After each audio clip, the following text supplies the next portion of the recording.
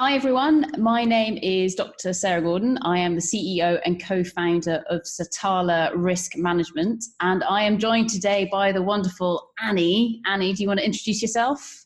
Yeah, hi everyone. My name's Annie Clark. I run Annie's training company and we support a number of different charities with learning interventions. Brilliant. Thanks very much for that, Annie. So what we'd like to do today is just share some hints and tips with regards to hosting meetings online.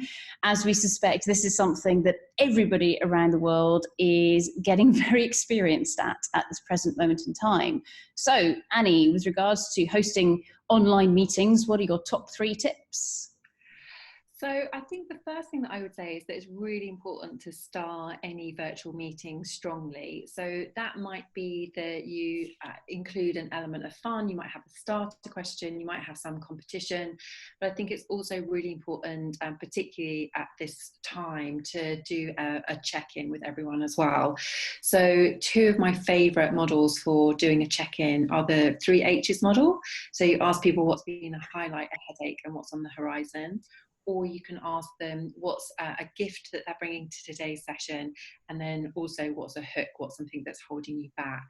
And I'd also seen one of my lovely colleagues, Kirsty Lewis from the School of Facilitation, what she does when she's running a virtual meeting is she just has a minute of silence, and it's a really lovely way of making sure that people get into the room. So I think that's the first thing that I would say, is make sure that you start your meeting strongly. And then the second thing is try and create a sense of people being around that virtual boardroom. And there are lots of different ways in which you can do that. But one of the ways in which I like to do it is to get people to introduce themselves in the same order every time that you're meeting. And then when you're taking feedback, it's not necessarily starting with the same person every time, but it's about perhaps going around the room either clockwise or anti-clockwise.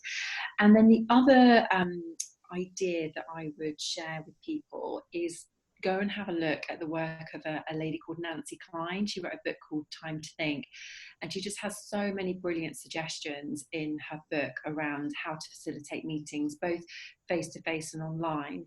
But the one that I particularly like is to end with a round of appreciation. So not only are you starting your session strongly, but you're ending with a round of appreciation. And that could be that the person to your left gives you something positive about your contribution, either over the last week or so, or in that meeting, and then the next person and the next person. So starting your meeting on a high, but also ending it on a high. How about you, Sarah? What are your favourite techniques?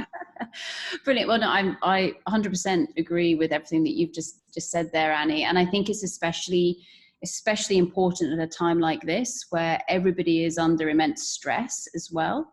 So actually trying to create that team atmosphere, even though we're not sitting side by side, etc., it's important to remember that we're all human beings. We're all going through a stressful situation at the current time. So I think just building on what you've said there. So yeah, start the meeting strongly and allow people to be able to introduce themselves. And what I always do is I draw on my notebook almost like a pretend round table. And so I can remember who's who around it as well, especially if you're the chairperson for that meeting. So you can say, okay, Annie, I'm going to come to you next with a question. You're kind of giving people the heads up. A bit like how you would do if you were chairing a meeting face to face, you give someone a visual cue. So you probably look them in the eye to kind of say, I'm coming to you next. You can't do that online. So you have to therefore do it verbally instead.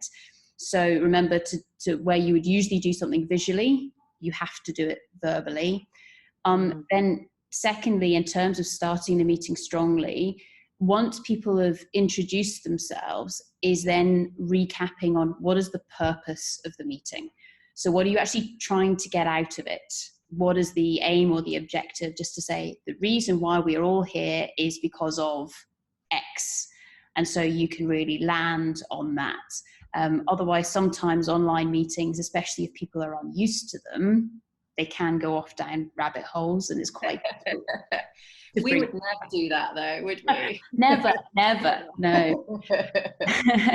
So then I think then tip number 3 is, again, in terms of the finishing component part, is again, as the chairperson, is to summarize Thank you very much, everybody, for giving up your time for this meeting. In conclusion, this is what we have decided, and these are our next steps.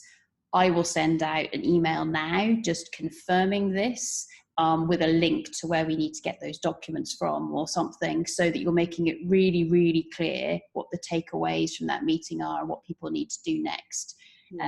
Which is perhaps even more important from an online meeting than it would be in a face-to-face meeting, because you can't, physically stop people from leaving the room until they've said yes. Brilliant. And Sarah, what would you say is like one of your bugbears when perhaps you're not chairing a meeting, you're on the receiving end, you're in an online meeting? What would you say is something that really turns you off?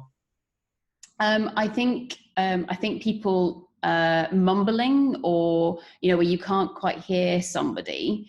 So it's something as well of just being acutely aware that you need to be speaking clearly and slowly, because there will be people on the line who perhaps English isn't their first language, or perhaps through no fault of their own, their speaker system isn't as good as yours.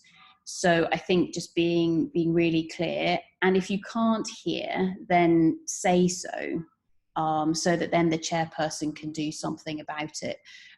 Often as well, depending on what technology you're using, you can test your microphone in your system, etc., before the meeting starts. So actually, if you're new to it, then make sure you allow yourself 10-15 minutes before the meeting starts just to play with the technology, and I think that then tends to make things go much more smoothly. I know you only asked me for one, but my second bugbear is the chairperson, if they just allow one person to dominate the meeting. So actually it's a case where, as chair, it's your responsibility to go around that virtual table, and just to say, rather than saying, does anybody have anything else, or does everybody agree? And you get this silence. Actually say, Annie, do you agree? And Annie says, yes. And you say, Toby, do you agree? And Toby says, yes. And you just very quickly go around the table, because you can't see people nodding. Absolutely. I like what you were saying about the fact that you're not getting those visual cues, so you need to make sure that you're getting those verbal cues. I'm like you. I really find it frustrating when maybe one or two people dominate the conversation. And one of the tips that Nancy Klein gives is to have a section at the end of the meeting, which, rather than calling it any other business, is burning issues. So those colleagues who are perhaps a little bit quieter or have that introversion preference, it's a way of giving them some space to contribute and feedback if there are any outstanding points for them. So I think changing any other business to burning issues is quite a nice idea, nice approach. Yeah, brilliant. Well, so to everybody out there, hopefully that was useful, and you never know, maybe see you in an online meeting soon. Thanks. Thanks, everyone.